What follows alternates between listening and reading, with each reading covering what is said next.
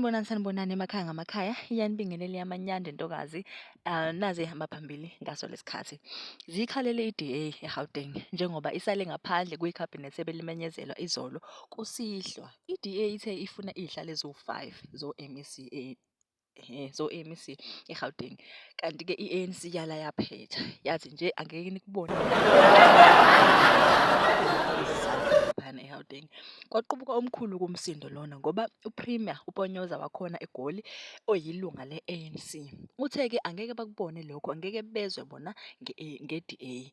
Sidalo nje bathi ayithathe lokhu abayinikeza khona. Uma ngabe ingafuni ikhabhinethi lizoqhubeka ngaphandle kwayo i-DA ngoba abayincengile. I-ANC-ke yona-ke yabe isithola ezingu-8 izihlalo khona laphayana esifundazweni sase-Gauteng.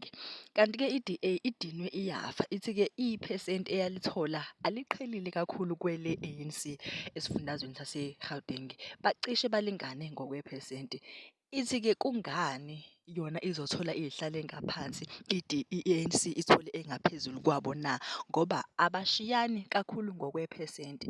Iyakhala kakhulu i-DA laphana ngokuvalelwa ngaphandle kwakhiwa uPremier, kwakhiwa ikhabhinethi lase-Gauteng. Ikhala kakhulu impela i-DA. Ngiyafisa ukuzwa ucabanga laphayana ku-comment section asihlangane khona.